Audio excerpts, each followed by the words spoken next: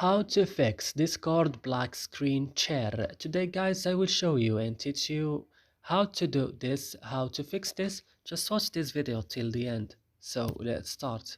So first you have to go and open the settings of your phone. After this go to apps or applications.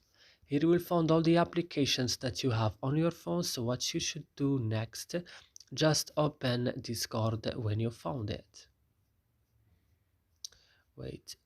When you found Discord guys, just open it like this and then scroll down the screen and go to storage option. Then click on clear data, click OK and go back and click on force stop and click OK. And the last thing is going to Play Store and update in your Discord again.